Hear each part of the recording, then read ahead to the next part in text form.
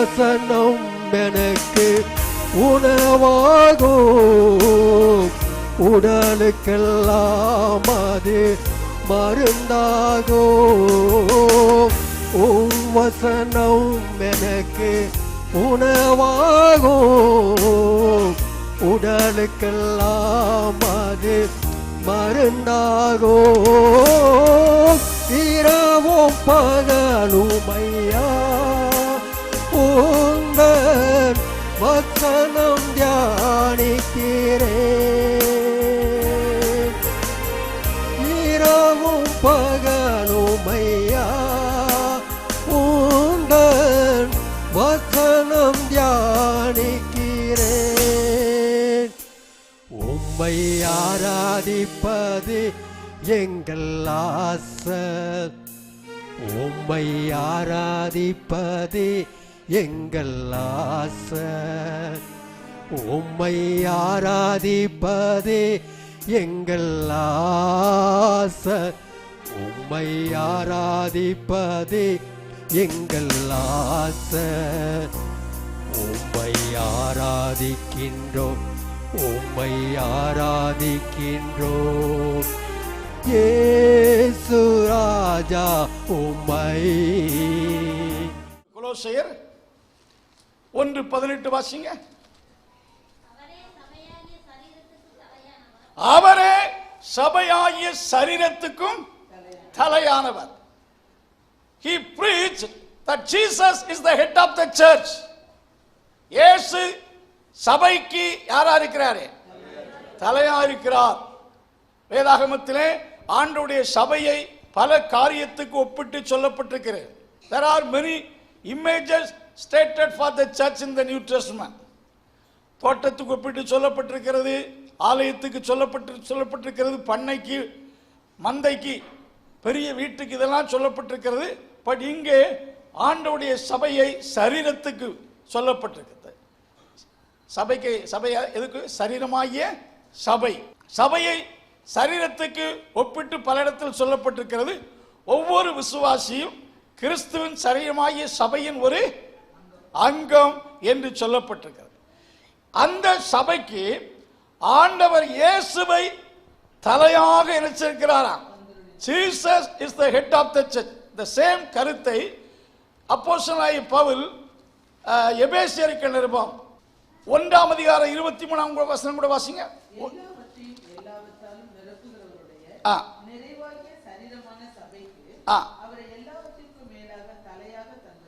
பாருங்கள், நிறைவானவருடைய சபைக்கு கிறிஸ்துவை தலையாக தந்திருக்கிறார். அல்லேலூயா.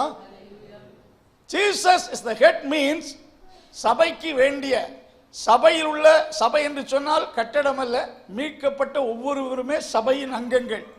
அவர்களை நம்ம சரீரத்தினுடைய எல்லா அவயவங்களையும் தலை தாங்கி தலை ஆதரிக்கிறது போல கிறிஸ்துவானவர் ஒவ்வொருவருக்கும் உதவி செய்வார், ஒவ்வொருவரையும் போஷிப்பார்.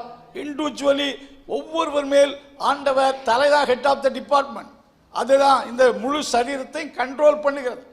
சரீரத்தில் எந்த உறுப்புகளினுடைய நிலையும் இந்த இதால கண்காணிக்க முடியும். அதுபோல கிறிஸ்து சபைக்கு தலையாயிருந்து சபையை ஆதரிக்கிறார் என்று சொல்வதை பார்க்கிறோம்.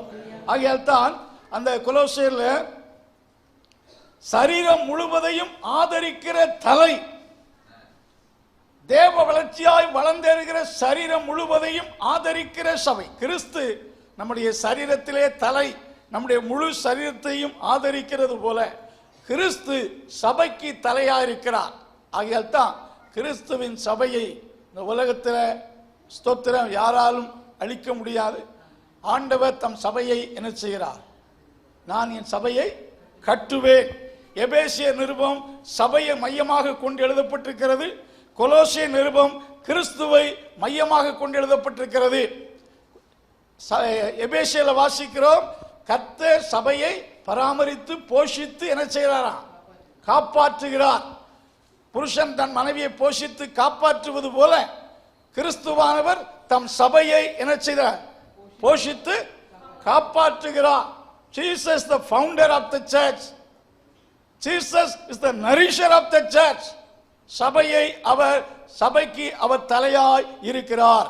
Price God. பாருங்க, இயேசுவை கர்த்தராக பிரசங்கிக்கிறார், கிறிஸ்துவை தேவகுமாரனாக பிரசங்கிக்கிறார், கிறிஸ்துவை தேவனுடைய தற்சுரூபமாகவும் சகலத்தையும் படைத்தவராக சிருஷ்டிகர்த்தாவாக பிரசங்கிக்கிறார்.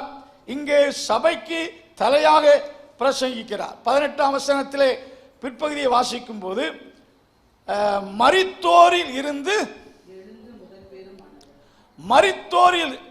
he preached Jesus the firstborn from the dead. மரித்த மனித, அதாவது பவுல் என்ன சொல்ல, மரித்தோரிலிருந்து எழுந்தவர் என்று, பிறந்தவர் என்று சொல்லுகிறார். பழைய ஏற்பாட்டிலும் அநேகர் உயிரோடு எழுப்பப்பட்டாங்க.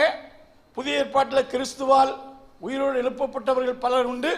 ஆனால் அவர்கள்லாம் திரும்பவும் என்ன செய்தாங்க, லாசரு எழுப்பினார் என்றால் உயிர்த்தெழுந்த பின்பு ஒரு 40 வருஷம் 50 வருஷம் அல்லது 20 வருஷம் வாழ்ந்து திரும்ப என்ன செய்தான், மரித்தான். ஆனா உயிர்த்தெழுந்த இயேசு திரும்ப என்ன செய்ததில்லை, மரித்ததில்லை.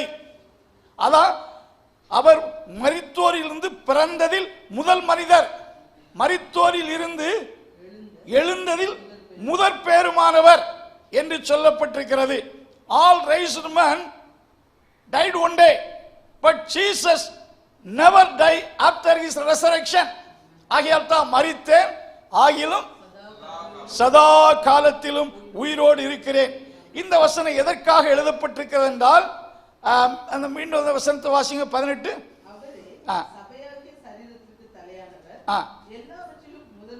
பாருங்க, எல்லாவற்றிலும் முதல்வராய் இருக்கும்படி,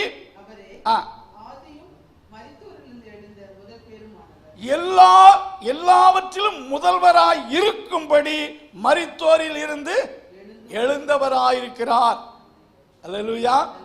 இயேசு கிறிஸ்து மரித்தோரில் இருந்து எழுந்து எல்லாவற்றிலும் ஸ்தோத்திரம் முதல்வராய் இருக்கும்படி. அல்லேலூயா. Jesus should be preeminent in the church, in our heart, in our life. நம்ம வாழ்க்கையில கிறிஸ்து எல்லாவற்றிலும் பிரதானமானவராய் இருக்கும்படி எழுந்திருக்கிறார். நாம கிறிஸ்துவை எந்த ஸ்தானத்தில் வைத்திருக்கின்றோம்? கிறிஸ்து இருக்க வேண்டிய அந்த பிரிமினன்ட் பிளேஸ்ல நாம எதை வைத்திருக்கின்றோம்?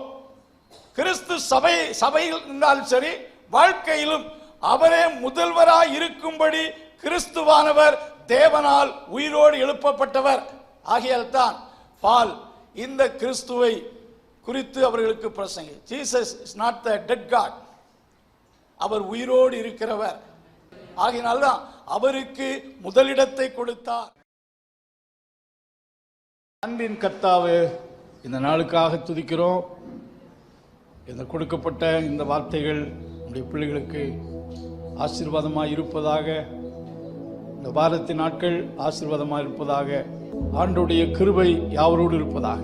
இயேசுவின் நாமத்தில் ஜெபங்கள் நல்ல பிதாவே.